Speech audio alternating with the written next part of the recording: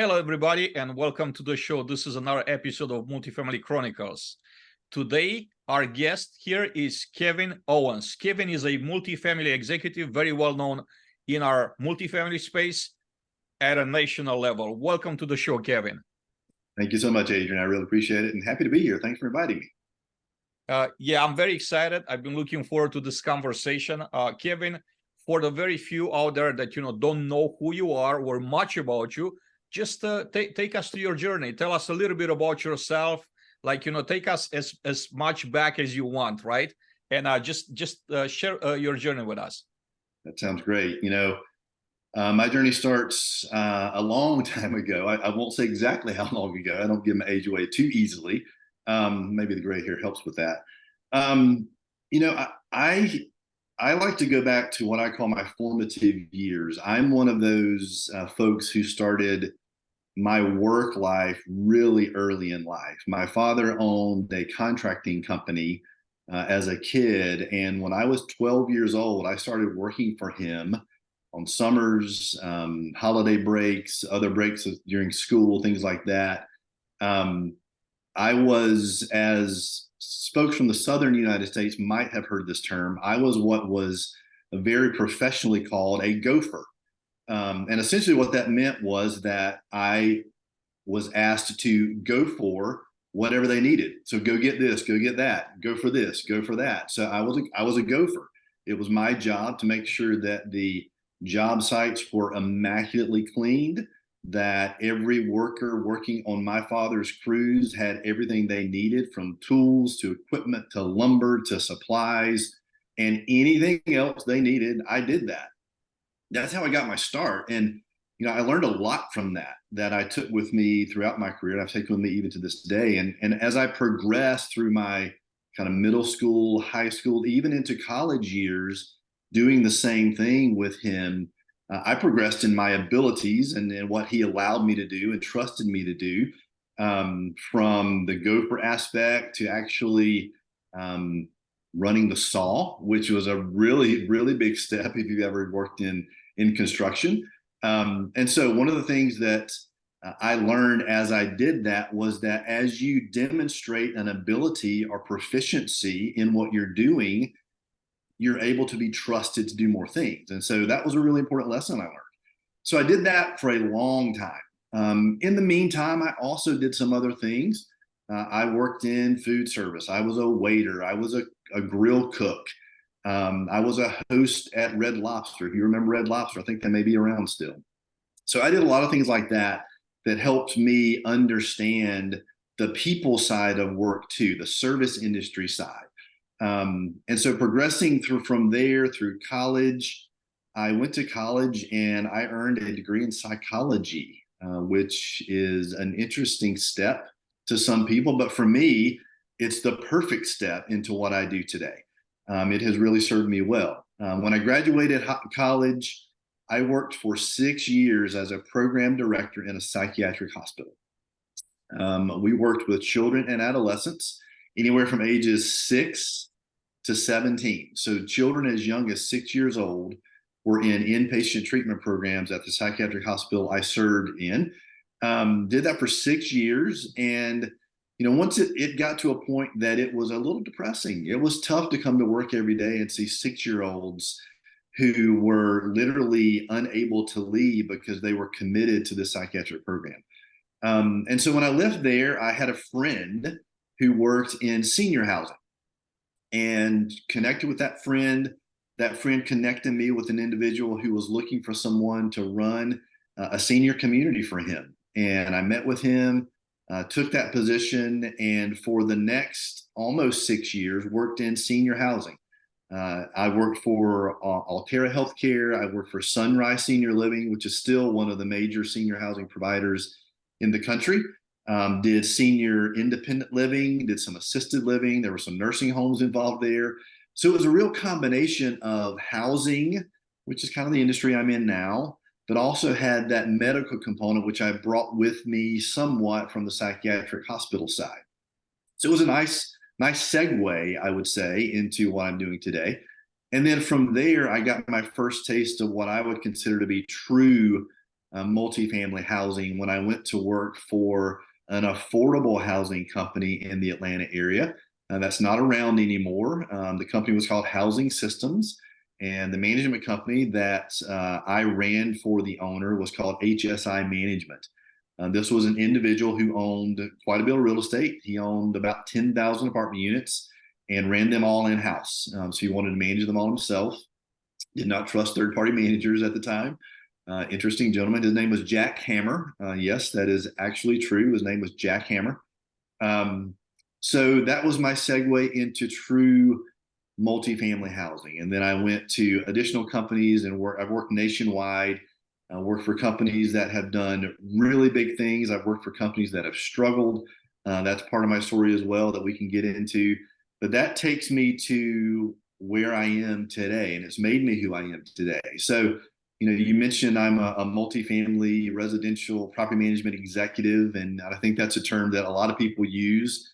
It's not a term that I use a lot when I talk about myself. I'm an individual who really believes in the term servant leadership, and so to me, I'm not about being an executive. I'm about supporting people that work in my world. I really work for them, and so the lessons I've learned throughout my career from 12 years old, working as a gopher in construction, all the way up until today have made me who I am, and I think have given me the opportunity to be successful today. Servant leadership. Let's start out there. Okay.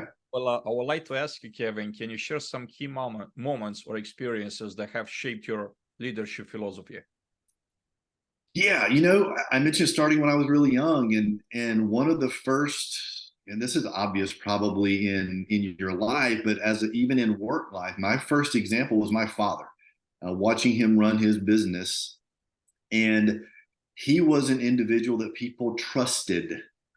He did both new home construction as well as remodeling, and as you know, when you're remodeling homes, you're often remodeling homes in which people currently reside. And so there's an element of trust that you have to have for individuals to come into your home and to work and be around your stuff and trust that that's going to go well. There's an element of trust in hiring an individual to do what you want done in your home. There's an element of trust in buying a home that has been custom built by this organization, this company.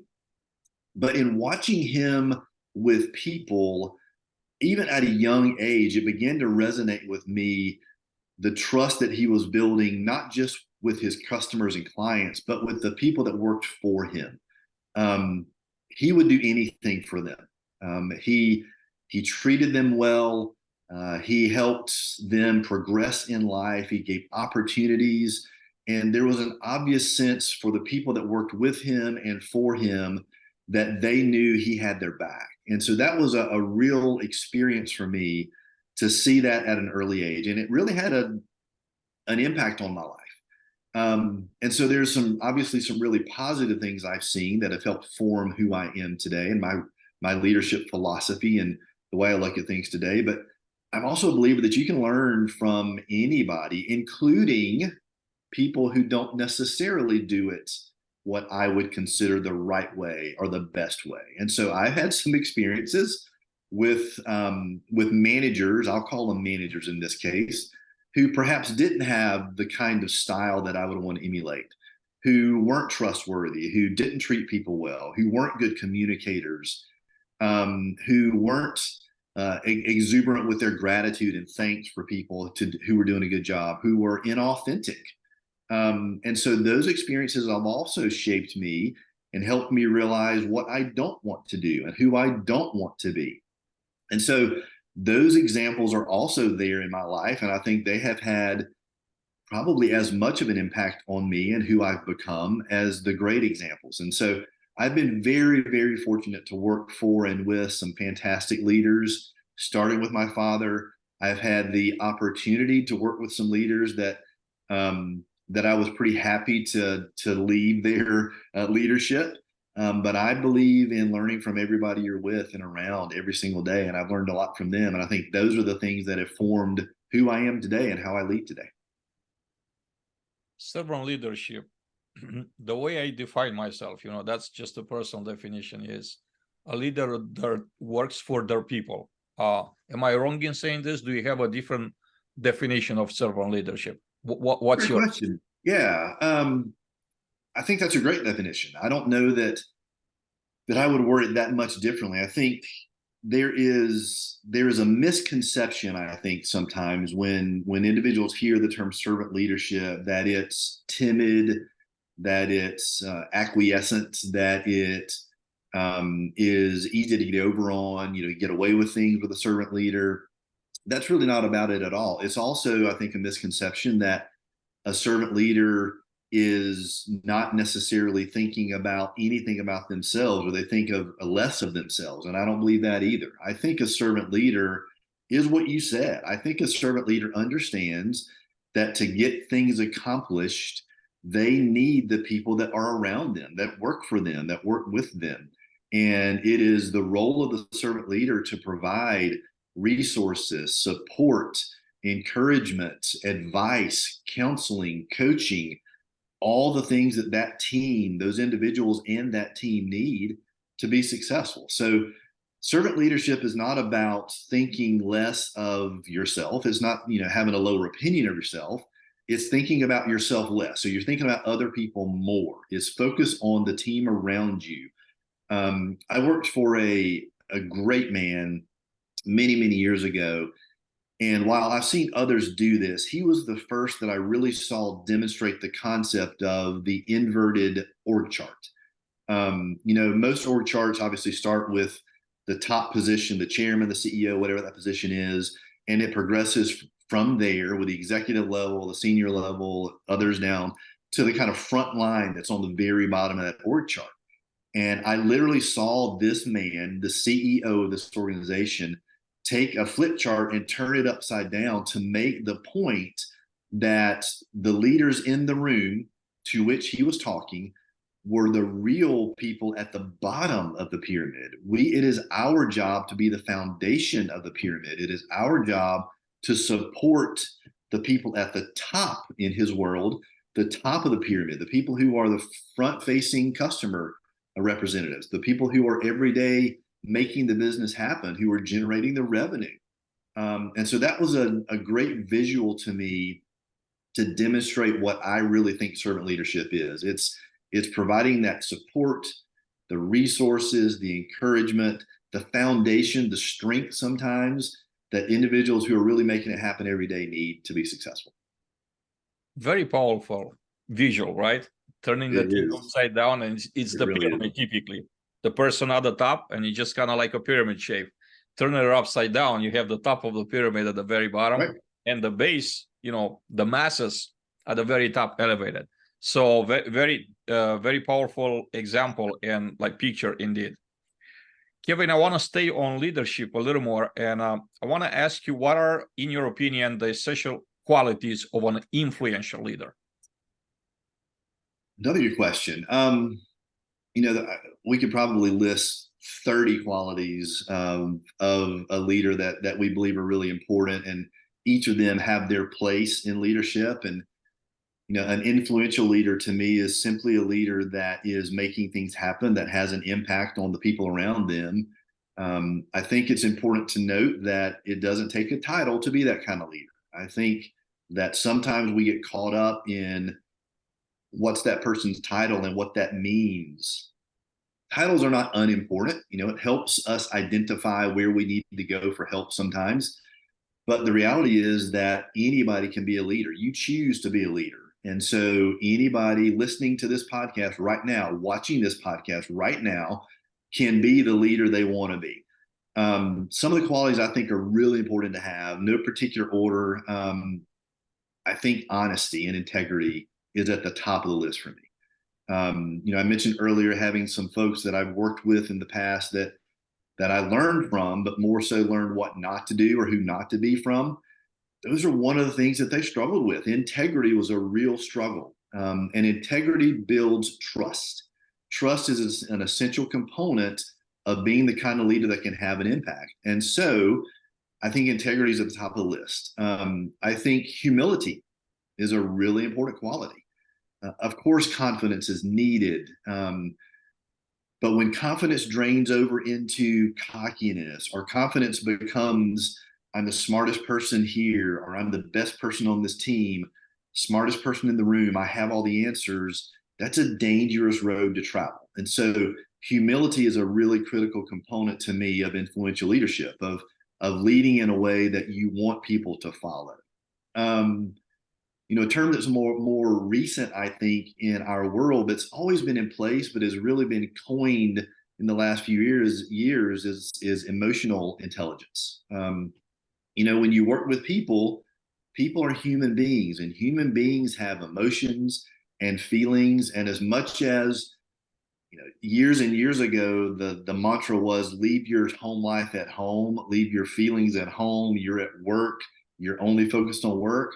That's not reality. The reality is we're human beings that have a complete world around us that we're dealing with every single day. And I think emotional intelligence helps us interact with, work with, manage the emotions that are going to be a part of everyday life in work. And so I think emotional intelligence is really, really important.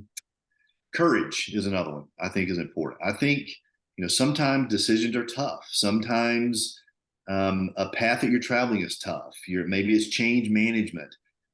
Maybe there is a client issue you're dealing with, or your team's dealing with, that nobody's figured out how to handle. I think courage is a critical component of leadership. You've got to have the courage of your convictions, number one, who you are, and then the courage to do the right thing no matter what. So courage is another one. Let's see, authenticity, I think, is a critical component of leadership. You got to be real.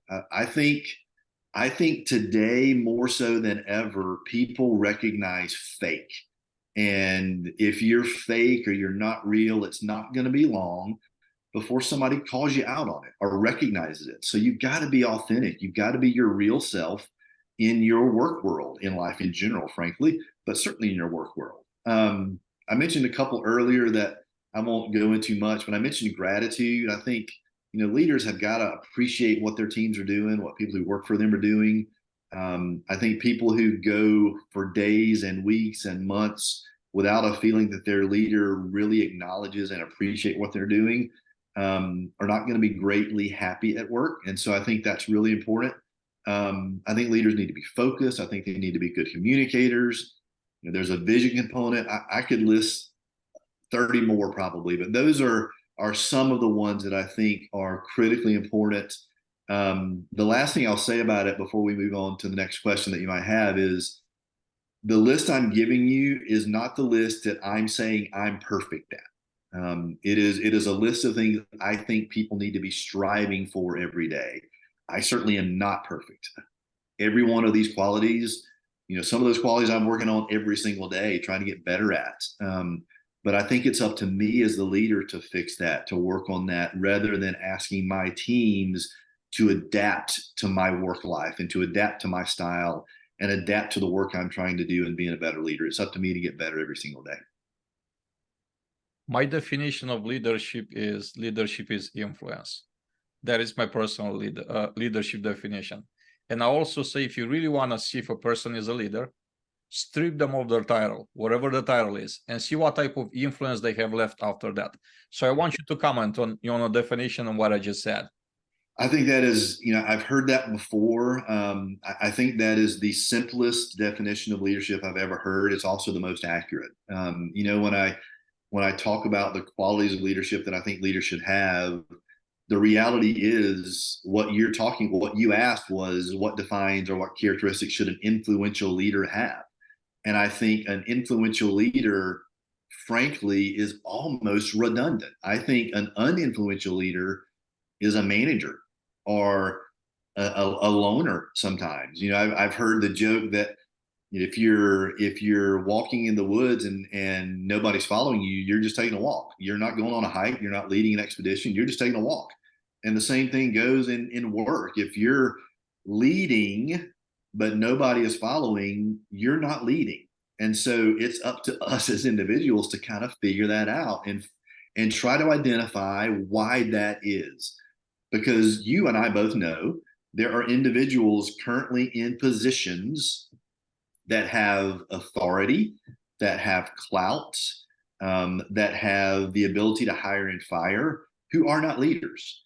And they can't figure out why the people that work for them either don't stay long, or they can't get things done, or they can't get people to do what they want them to do. They can't figure that out. And sometimes it takes a really long look in the mirror to help make that happen. And so, I've always believed that the mirror is where you need to be looking before you look in the windshield or anywhere else.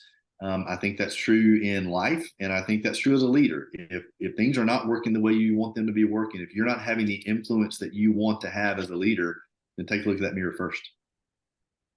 Kevin, is a insecure person a leader?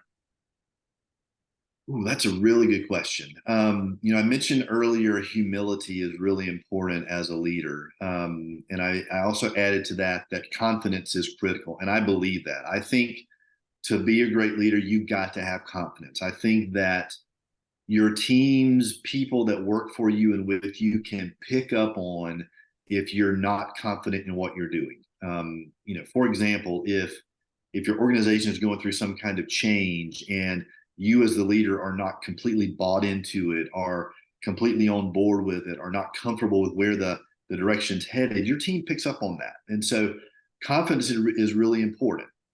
So can an insecure person be a leader? I think it would be a struggle for an insecure person to be a leader. However, I also think it's important to note that great leaders can not often, sometimes have insecurities. Things happen every single day in a leader's life. Sometimes things go very well. Sometimes things don't go so well. And we're human beings. And so when things don't go so well, the natural tendency as a human being is to question yourself, to second guess yourself, to have insecurities. And so I think that's natural. I think that's perfectly fine. I think the difference in a great leader and someone who struggles with it is the ability to move past that insecurity quickly, learn from it, and do things differently so that the outcome can be different. So can an insecure person be a leader? I think it would be really tough, but great leaders can deal with insecurities that they really are going to have and still succeed and come out better for them. Yeah, I think we all have them. Every single person, like it's in our nature. There's no person in the world not having. It's like you said, how we overcome. That's exactly right. How we overcome, how we just go past that state of mind. Advice for young leaders or aspiring leaders, people that are looking up to someone like you, Kevin. They want to emulate you. They want to become a great leader. What advice would you have for a young person at the beginning of their career that they just want to have, they want to follow a path and just be like Kevin? I don't know that I would advocate for anybody to be like me, but in order to kind of learn or figure out, how to be a leader, the leader you want to become, I think there's a few things I would recommend. One of them is to really get to know yourself. I think self-awareness is really important. I talked about being authentic earlier. It's hard to be authentic if you don't know who you really are. And so figuring that out, learning about that, talking to other people, getting advice from them, feedback from them. Who do you think I am? What are my qualities? What are my strengths? I think that's really important. So self-awareness is a really critical key to that, in my opinion.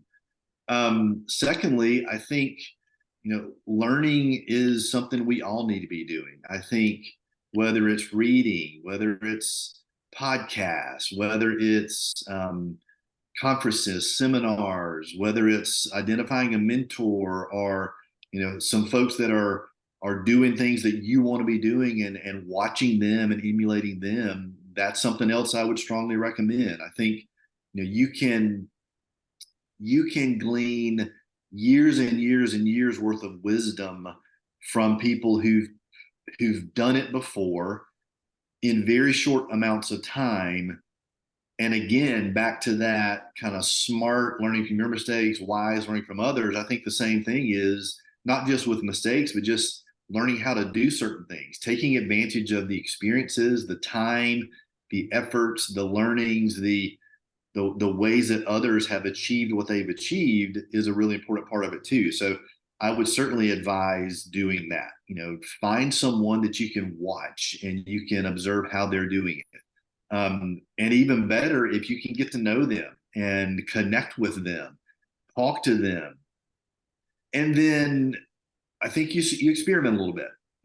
Once you've done that, you kind of start figuring yourself out. You've watched other people do things the way they do it. Try things. Try it. Do you have a style that is more kind of, or personality that's more of a coaching personality? Do you have a personality that's more of a servant leadership personality? Even there are some situations where even an autocratic style can work when there's a strong deadline coming up and things have to get done in a very certain way. Sometimes that's necessary. So try different styles, try different things, experiment a little bit, figure it out like that. And then get feedback from the people you're working with, or working for, or they're working for you. Get feedback. Ask them to tell you what worked for them. Ask them to tell you what didn't work for them. And then take that learning and adjust for the next time. And I think over time, the experience that you gain by doing those things are what really will be the driver in your growth. We can read, we can listen, we can watch, we can learn, we can experiment, we can ask for feedback. But at the end of it all, until we actually do it, until we actually experiment with things, until we actually develop and gain the experience of dealing with different situations, both positive, negative, challenging, whatever they may be, we're really not going to figure out who we are. But I think through that all-encompassing effort, you can really do that. You mentioned learning and the importance of learning. I'd like to ask you to just share a few books that really influenced you in life, and maybe a few podcasts that you're listening to. So I'm more of a book reader than a podcast listener or watcher. So I'll have a lot more to say on the book side. Some of the ones that I would mention are the classics, the 7 Qualities of the Highly Effective Leader. Start with Why. Simon Sinek is a real inspiration to me. So Start with Why really had an impact on me. I think the question why sometimes gets overlooked in our life, and I think it's the most important question. There's actually a book that I'm reading right now that was a recommendation from me. It's called Necessary Endings, where it talks about the reality in life is that sometimes things need to end in order for you to move forward. And sometimes it's painful and challenging and stressful, but sometimes that's important. And so I think that's another one. There's a book by Godin called Song of Significance. That is a great one. I'm a fan of Godin as well. I get his newsletter. I say newsletter. It's sometimes just a couple of sentences every morning delivered to me. And I think he's pretty great at just kind of leadership concepts. There's a lot of John Maxwell stuff that I like. The 21 Irrefutable Laws of Leadership is another book that I think is fantastic. And then there's one, I wouldn't qualify this as a leadership book per se. It's a biography that I would recommend. And this is not a political statement at all. But it's a book called Dutch, and it's the story of Ronald Reagan and his life. It is, be forewarned, it is a very lengthy book. We're talking 1,000 pages. It's a long book. He had a long life. But it was really a great read and gave some insight into how he went from where he was in his childhood through his acting career, through how he got into politics and how he got on the national stage. And again, no political aspirations or notations here at all, but there were some big things that happened when he was on the national stage that required him to do and be and figure things out in a certain way that were important. And so that's a great read as well. So, I don't necessarily think that there's one book or 2 books that are the end all be all of leadership. I think there's a lot of them out there. But I would just encourage that you read a lot. I would recommend, if you could read a book a month, I think that would be great. If you could do one a week, that'd be even better. It takes some energy, it takes some effort, it takes devoting time to it. But the reality is you're going to learn a lot from doing that. But again, I'll go back to the final thing. Reading is great, but at some point you've got to put that reading into practice. You've got to execute on what you're learning. And that goes back to the experience factor. That's where you really learn how to do what you want to do, how to become who you want to become, is through the experience of actually putting into practice the things that you've learned and read. Switching gears a little bit, moving a little bit away from leadership, and I'm gonna make a statement. You are a brand. Each one of us is a brand. How important is to be intentional about building your personal brand? What's the importance of being intentional, building an intentional brand? The brand exists anyway, whether you build it or not. Others are gonna build it for you. Yep. So you're gonna be perceived, if you don't do much about it, like passive. You're just kind of a spectator out there. Others, through their opinions about you, are gonna be your brand. That's gonna be your brand. But you could influence that. Like, you could actually take over, and you could actually actively just build your brand. How important is your personal brand? That's a really great question. Obviously, in the last few years, that has become a big topic in our world, not just in our industry, but across the board in life, from professional life to the true kind of online influencers who've built a business on their personal brand only, on who they are. It's been an interesting thing to watch. I think building your personal brand is important, is critically important in this way to start. It goes back to me about to building who you want to become as a leader. Because as you said, your brand is there anyway. And so people perceive you in a certain way. And that's what really a brand is. A brand is what the marketplace perceives you as. So you can think you're one thing, but if the marketplace perceives you differently, that's your brand. So I think the first thing that's really important to do is to go back to figuring out who you are and who you want to be.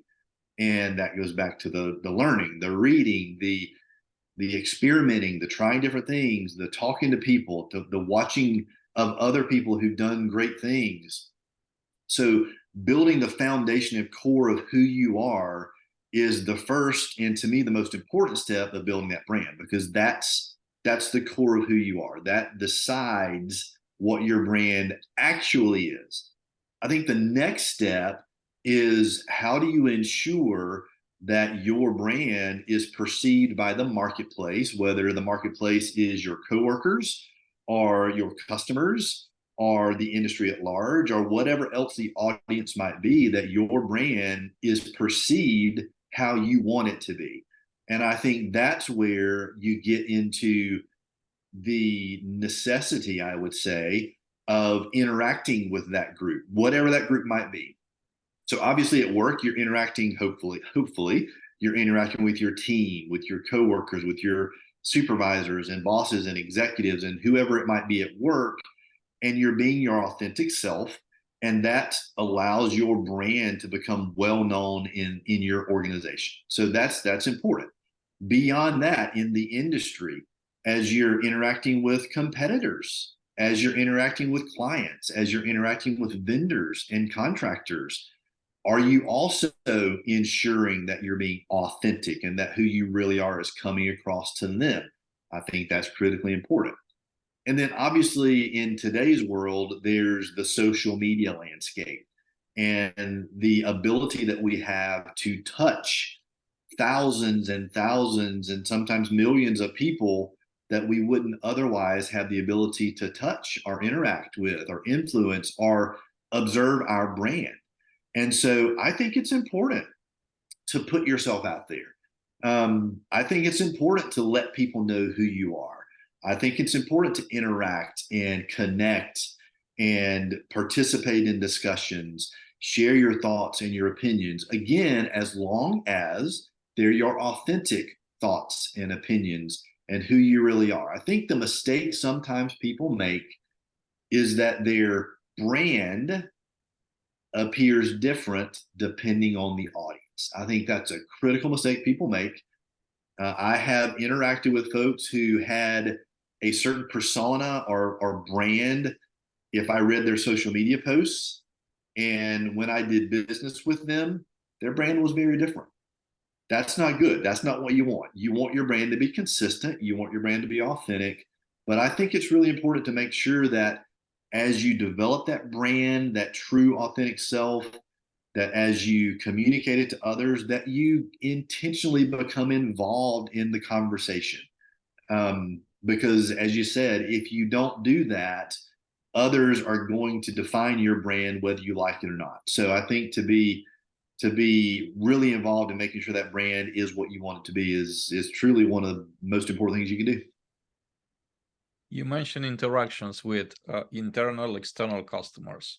I want to take a different aspect of interaction, and that's networking. How important is for an individual, for a professional to network? What is there a value in it? How much? Sure. Yeah. I think it's very important. You know, I'm gonna start by saying this. You know, the reality is networking is easier for some than others. You know, we all have a personality type. Some of us are extroverted, some of us are introverted. Some of us, I've even heard introverted extroverts. I've heard extroverted introverts. So there's that combination, that gray area sometimes. And I think it's fair to say, and I think it's reasonable to say that it is easier for extroverts to network than it is for an introvert. An introvert draws strength from alone time. Doesn't mean they're shy, doesn't mean they don't like people. It just means that they get their energy from spending time alone. I'm saying that to say this: I am an introvert. That's who I am. I think I have become an extroverted introvert.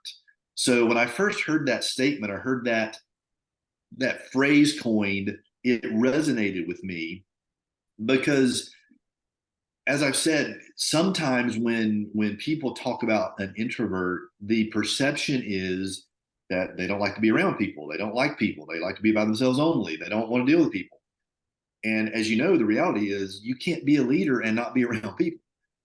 If you don't have people around you, if you don't have people following you, you're not a leader. So there's got to be a way for introverts to be great leaders. And there have been plenty of them, a lot of them in history. So I think one of the things that's important is to, again, go back to that experimenting that I talked about earlier, is sometimes you just have to take a deep breath, make a plan, and go do it. As uncomfortable as it is, as challenging as it is, as out of the box as it feels for someone who doesn't do it all the time, you just have to do it because it's really important. And so when I think about introversion now, and especially with someone like myself, what I have realized is that being an introvert doesn't mean I don't like people. I love people. I want to be around people. I like hanging out with people. I like talking to people. I like leading people. I like following people. People are critically important in what we do and who we are. So it's not that. What it simply means is that the limits I have, the time I spend doing that is probably not quite as long as it's going to be for other people, but that's okay. It's still important.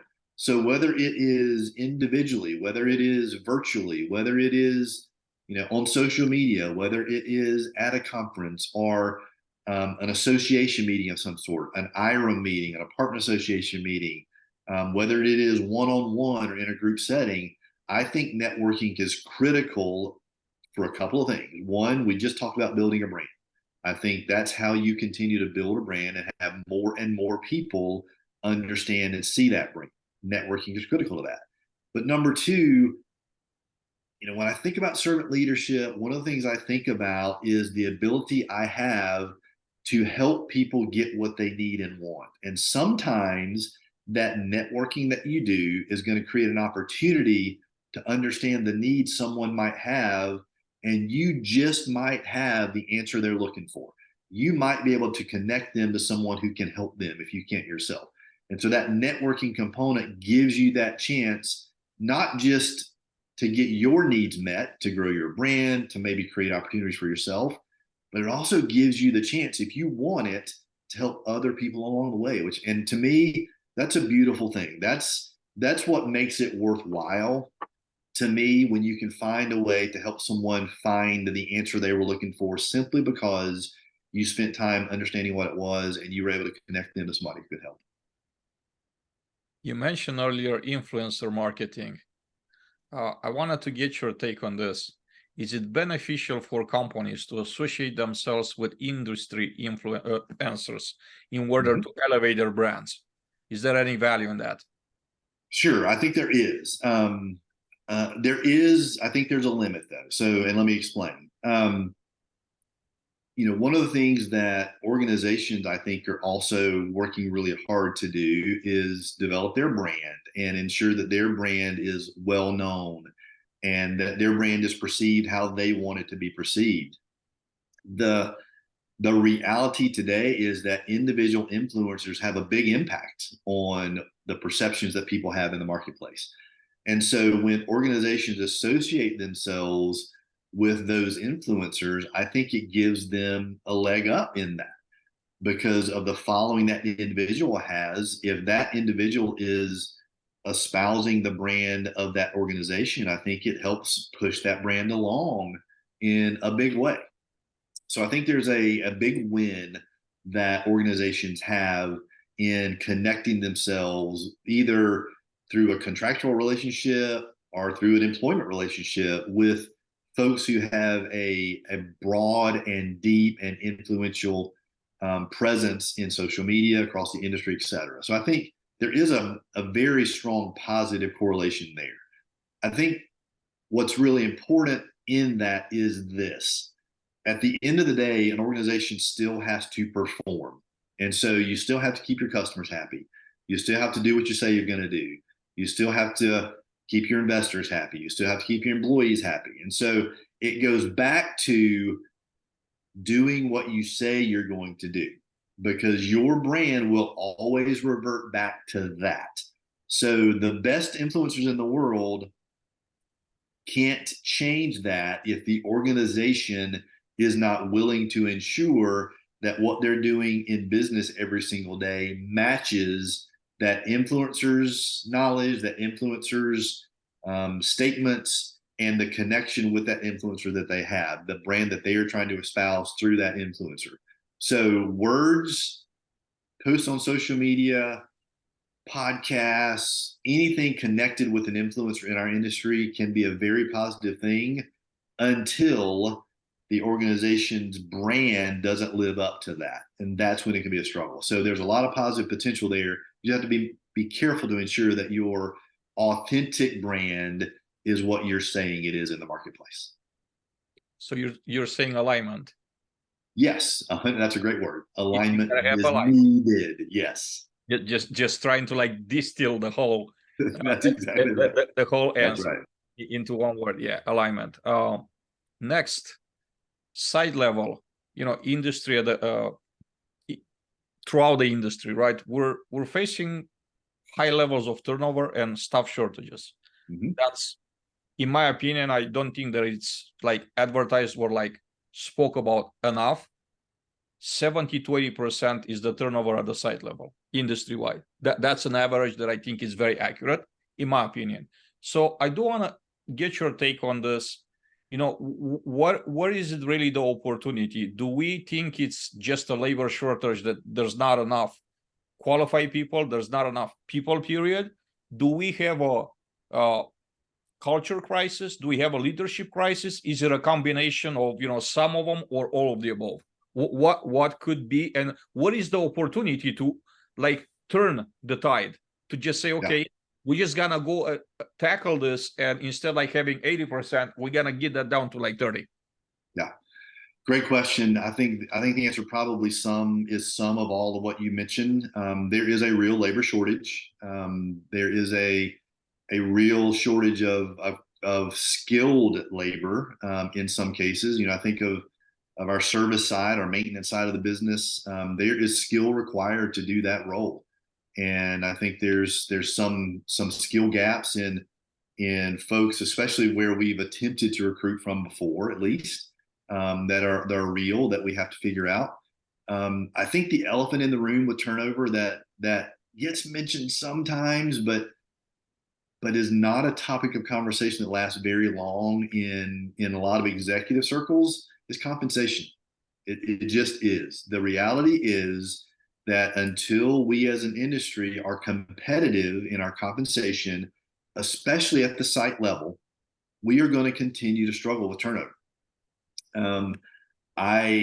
It's interesting to me, and I certainly will not name names, but I've worked with many a client in my career, and the most difficult conversation that I've had with some clients has been acknowledging, realizing, and paying for the value brought by the site level team.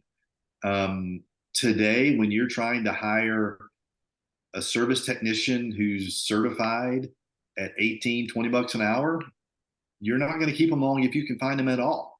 And I think that's a big part of our struggle right now. And until we can really find the answer there and figure out how we are going to compensate our critical teams, again, think inverted pyramid, they're at the very top of the inverted pyramid. They are the people who are with our customers every single day, touching those customers. They're interacting with our clients. They're making things happen every day. So until we can figure out how to right that wrong, in my opinion, we're going to struggle with it. I do think that we will always have turnover. Our industry is challenging. And the reality is people want to progress in their careers. And so we're never going to eliminate turnover. I don't know that we'll ever be at 25% turnover. Maybe we can. I don't know that we will, but I think 80% is far too much. And I think we can reduce that number by doing a few things. And I'll leave my soapbox on compensation and go to a few other things.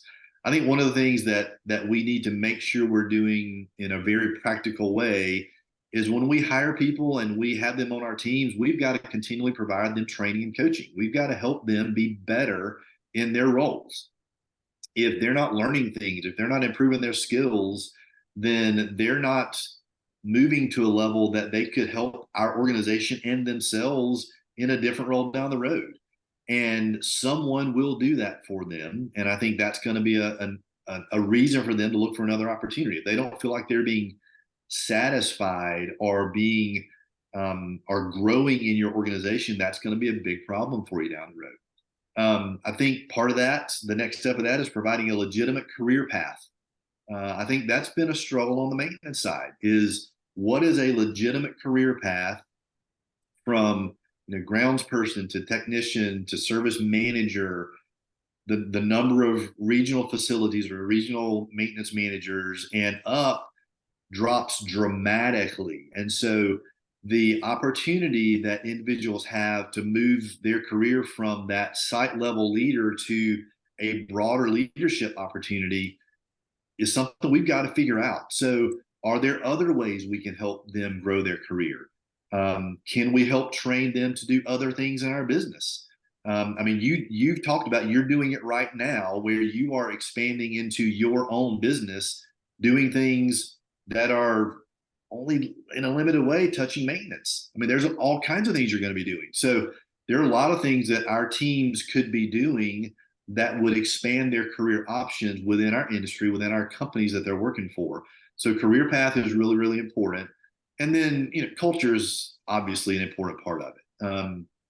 Even if you're compensating very well, even if you're providing training, you're providing a career path, if the environment within which people are working is substandard or less than enjoyable, let's say, they're going to find something else. People are not going to work in an environment that is not conducive to them going home and not taking work home with them, even if it's not task oriented, taking work emotionally home with them.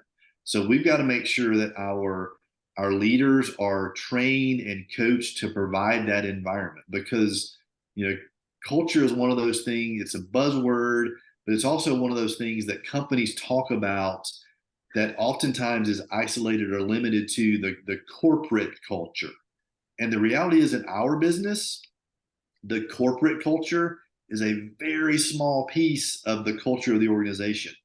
The number or percentage of employees in an organization, especially large organizations that are corporate versus field or on site, is pretty small. And so you can have a great corporate culture, but if you're not focused on the culture that is perceived by every single person who works at every single community you own and or manage, that culture could go off kilter really quickly. So every single leader has got to be bought into the culture we're trying to provide and committed to making sure that those associates at that level feels that same culture. So it's not going to be an easy thing to do, but I think if those 3 or 4 things are really focused on, I think we can start to impact that in a positive way, and hopefully decrease those turnover numbers over time.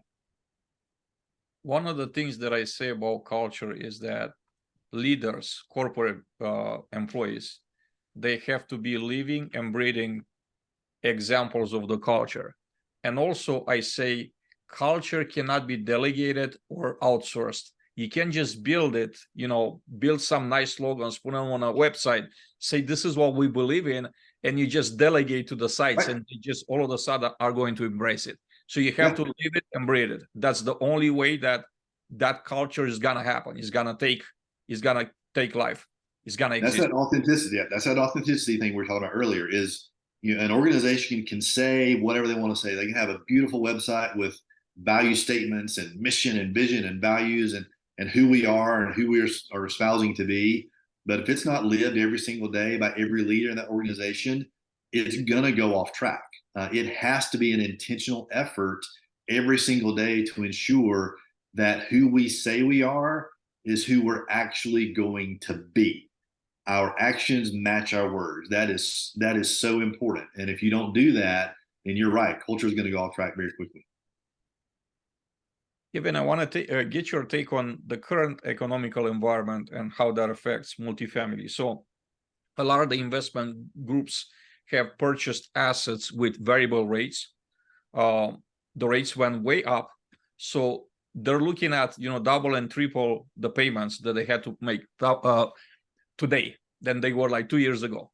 You and I both know, because, we've been part of the third party, the fee management environment, right? And the reality is that between now and the 18 months from now, I think we're going to see a lot of foreclosures. A lot of the investment groups are going to lose their properties to the bank. They just won't be able. It's not sustainable, right? The math doesn't add up, right? Yep. But some of them could still save their assets, right? And I'm thinking about, in an economy like this with rates, going up so fast, you have 2 ways in any type of deal. You have 2 ways of like making things better. One is to increase your income. So that's going to be rent and auxiliary income, right? Rent is not, in this environment, is not going up at the same rate, right, same percentages as 2 years ago. So the growth is a lot slower, right? So the only other way that you could make up for that difference somehow, or part of it, is going to be reduce expenses. And the biggest controllable expense in our business is maintenance expense. So do you see that that's going to be a real opportunity for companies to really start focusing like for real on maintenance and like invest in truly midterm and long term to make things better, and just from a maintenance perspective, operations, that we run things better, so then more efficient, so then we're saving more, like we're more cost efficient? It certainly should be. I think it will be. It's yet to be seen whether it will, but it should be for sure. The reality, as you said, is that in the environment we're in, the unfortunate reality is that there are going to be properties lost. Just this week, I read about a property, and I won't name the property or the organization, but I read about a property in Atlanta that was foreclosed because of that very thing. They purchased a variable rate with a variable rate loan, and rates went up, and they could not keep up with the debt service payment and lost the property. I think that is going to happen in other cases. And in those cases, there's probably not a ton that can be done to save them. I think it's really important for owners and investors to understand the market environment we're in, and to ensure that reserves and other capital is available to help mitigate some of that. So that's part of it. But from an operations side, I think there's a few things that can be done to begin the process of trying to alleviate some of the pain that's felt in those kind of situations. The first, to me, is there's got to be a consistent and transparent strategy for the asset. So, there are primarily two strategies that clients or owners have. There's a bunch, but it boils down to two. One would be kind of an occupancy strategy. So get as many people live in that community as possible. Get your occupancy percentage up to 100% if you can. The rents aren't going to be quite as high, but you get as many people there paying rent as you can. The other strategy is a rate strategy where your intention is to push rate. You don't necessarily care about some vacancy loss because your effort is to continually increase rents. That strategy has got to be, number one, consistent. It is very challenging to move back and forth from occupancy to rate and be successful in this environment. So what is your strategy? Have you communicated that strategy? How does that strategy play out every single day on site? So that's kind of that revenue component. How are you optimizing the revenue generated at your community? Another piece of that, obviously, is the ancillary fees. I think there's going to be a continued push to look for other ways to generate other income. The reality is that's not going to be a significant impact on the overall revenue generated at a community. The rent is still going to be the primary driver. So yes, you can generate some extra income. That's fantastic. I think we should do that. But rent's going to be the primary driver. So then you get to the other side of the equation, that expense side you were talking about. And I think we have a lot of opportunity to be more efficient in our industry. I think there are ways and things we can do, programs that can be implemented, processes that can be put into place to make us more efficient.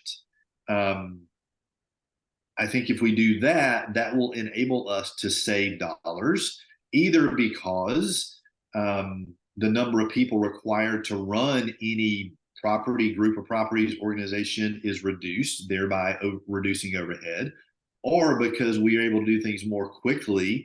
For example, turning apartments more quickly to get people in apartments paying rent more quickly, which will reduce vacancy loss, which increases income, et cetera.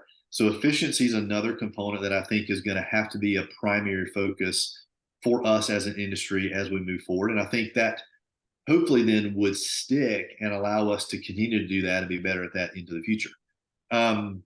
Another thing that I think is really important, and it's going to sound counterintuitive, it is counterintuitive.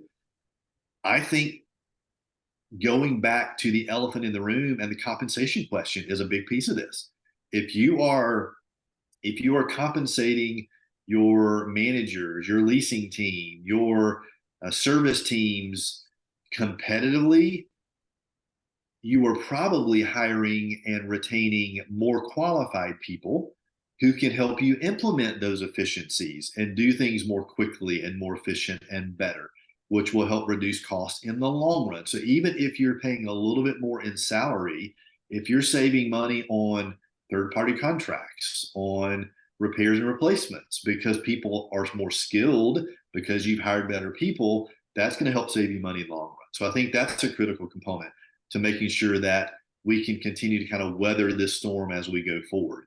And then the last piece of it to me is an all-encompassing kind of concept to me, and that's communication. We've got to be really communicative internally and externally. So whether it is our teams with corporate leadership, whether it is corporate leadership with the teams, whether it is our teams with vendors, our teams with clients, we've got to make sure that there's open dialogue going on all the time to ensure that everybody's on the same page with what the strategy is, what the efficiencies we're looking to implement are, how they're going to impact, are they working? And if they're not, how are we going to adjust? That's a critical component of it too. It's going to be a little bit of a bumpy road for a while, but our industry has gone through this before and will certainly come out better for it on the other end. For sure. I think, the bad practices are going to be weeded out. and the bad deals too, which we're gonna come healthier on the other side. Great. Technology. I want to get your take on technology. So I'm gonna start by just kind of like paint the existing environment. So COVID had created a lot of opportunity for tech companies to build product to kind of be a replacement for the in-person that we couldn't do so much of, right? And that just kind of followed like a trend. There was a lot of tech that was built back in the day. Companies actually bought a lot of tech. Now we're in a situation where everybody's looking at expenses, and I think everybody's looking at tech and saying, "Hey, does it make sense to have all this tech?" I think probably not. So we're gonna have to trim some.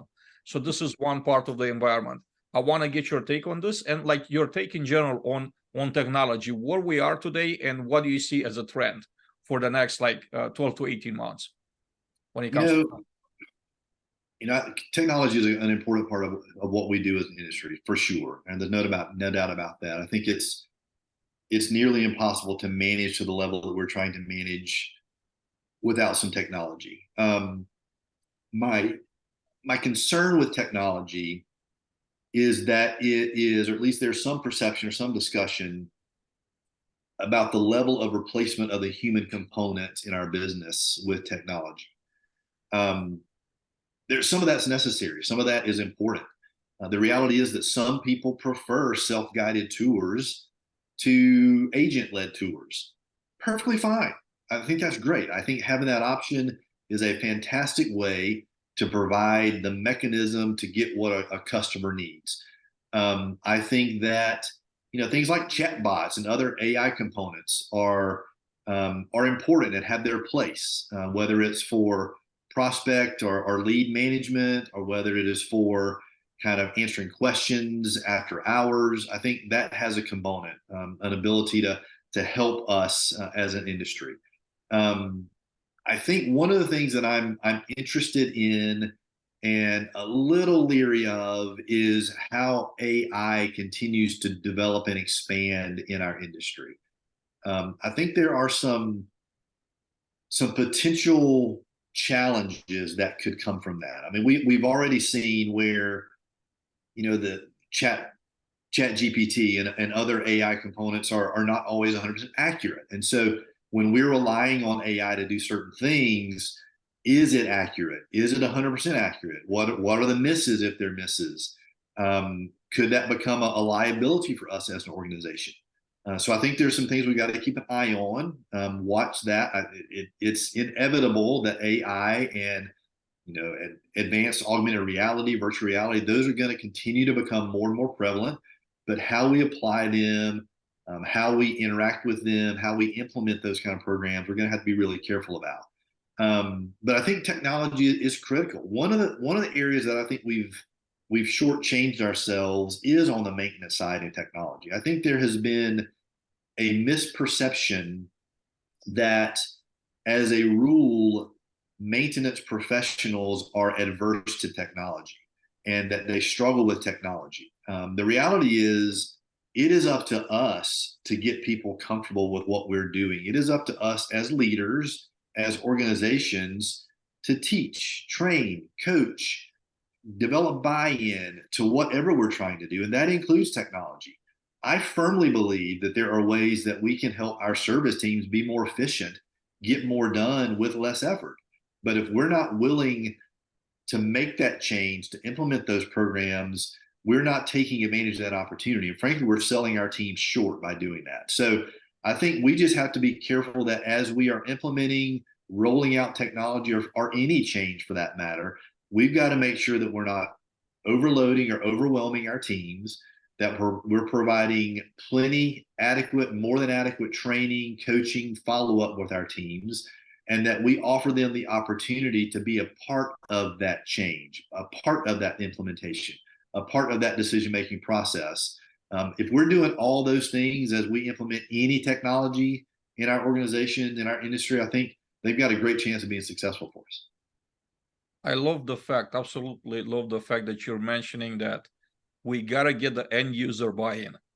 And that's something that most of the industry is missing. when you think about the way software is being purchased, someone that's a salesperson. So first of all, the software company, you have the developer and you have the salesperson. There's nowhere in between. Like the end user is not represented. It's like a void here, right? And this is who builds this product. They go, and then their salespeople go and they sell at the very top. President, vice president, CEO of the company. That's a person that, does not use the software typically. They're gonna look at it and they just gonna buy into it just because they think it's like a cool tool. And then they turn it back to the sites, whether it's leasing or, whatever is, or especially maintenance. And typically, executives don't have the maintenance background. Most of them don't. And then if the end user is nowhere represented in the process, chances are that this is not going to be a very easy, successful, or even just something, a useful tool for the end user. And it's going to get a lot of resistance and ultimately low adoption rates. Do you disagree that do you agree that that's typically how the process works? I think that happens far too often. Yes. And it's funny. It's happening even more nowadays because not only are the tech companies, and I love you guys, so don't think I don't. I think technology is critically important. I interact with a lot of you, and I appreciate what you do.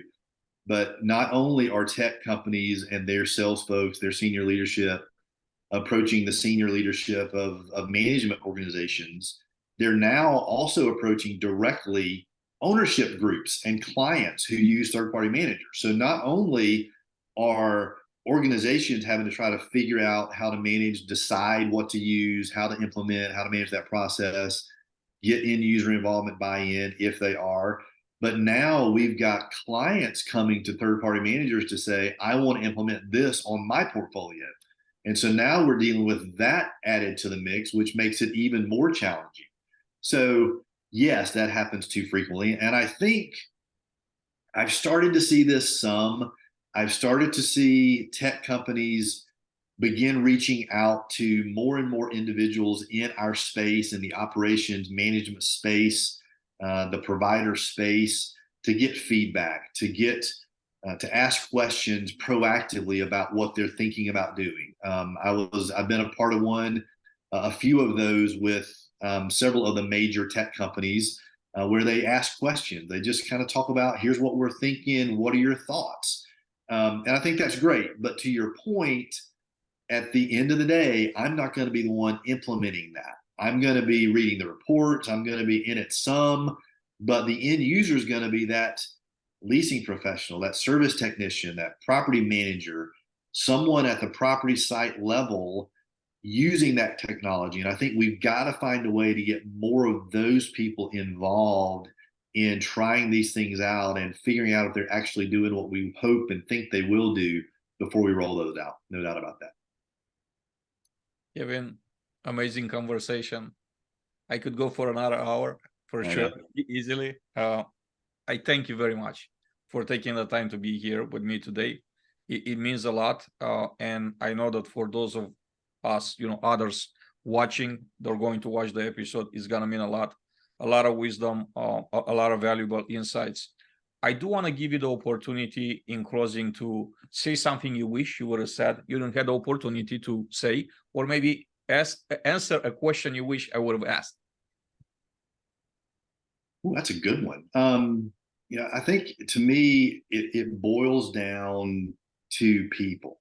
We're in our space, we manage real estate, but we're a people business. And until we can figure out how to lead, guide, provide opportunities to work with in better ways the people in our organizations, we're never going to be as good as we can be. And so I really encourage any of you watching this episode, any of us in our space, if you are a leader or an aspiring leader, it is incumbent upon us to figure that out, to better understand our teams, to better understand the people that work for us, to better understand the situations they're dealing with, to better understand what they're going through every single day.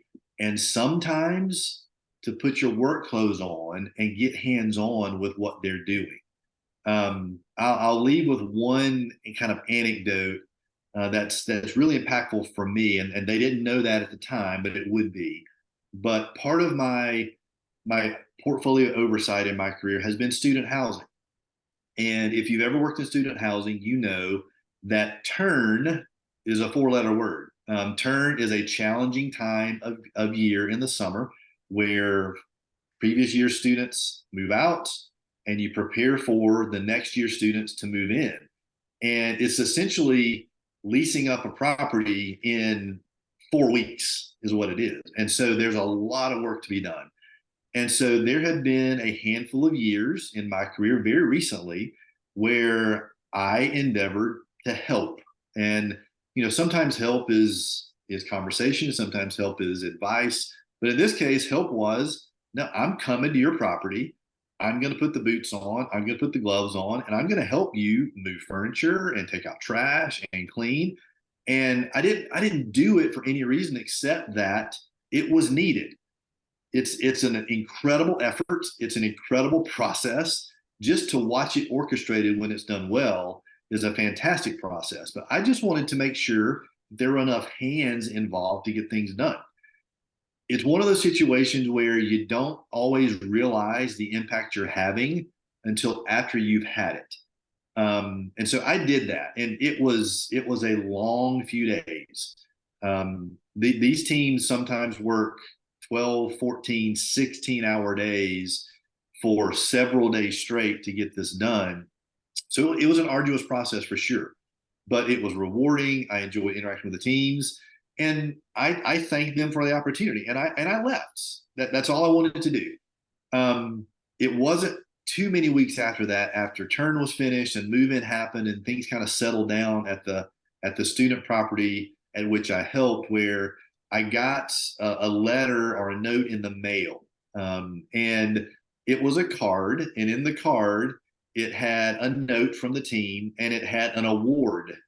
And the award was Porter of the Year. And essentially what they were saying was, you put your work clothes on and you came and helped. It wasn't just coming to watch or observe or tell us what to do, but you came to actually hands-on provide assistance. And so I would just say, as a leader, sometimes you got to do that. Sometimes you just have to roll your sleeves up and get in the weeds and in the mix with your teams every day. It'll help you know them better. It'll help you know what they're going through better. It'll help you be a better leader every single day. So please go do that. Thank you, Adrian. This has been great. I really enjoyed the conversation. I agree. I think we could go for another hour or two for sure. But I appreciate the time you gave me today to kind of tell my story. Thanks a lot. Kevin, if someone in the audience wants to reach out to you, what are some ways, what type of contact info would you like to share? How can you contact them? Yep, you can always reach me on LinkedIn. That's probably the easiest way, Kevin Owens at LinkedIn. I welcome inbox messages, connect with me there. I'm happy to interact with you there. I am happy to share my email address here. My email address is kevinowens44@gmail.com. So that's KEVINOWENS44@gmail.com. If you interact with me there, I'm happy to share my cell phone number. I probably won't give it out publicly here, but if you want to reach out to me via LinkedIn and or via email, I'm happy to share my cell phone. I enjoy texting. I'll jump on a call here and there, but I'm a text away if you want to do it that way too. So feel free to reach out. I like connecting with, interacting with people in our industry. And certainly if you're an aspiring leader and think there's any way I can be of service or assistance, please don't hesitate to do that. Kevin, thanks again. Thank you so much for coming. Multifamily Chronicles, amazing conversation here. I hope to get you back here soon, because there's so much more that I want to talk to you about. Let's do it. I look forward to it, Adrian. Thank you again. Everybody, thank you very much for watching us today. This is Multifamily Chronicles. I'm your host, Adrian Danila, and I hope to see you back here soon. Have a great day.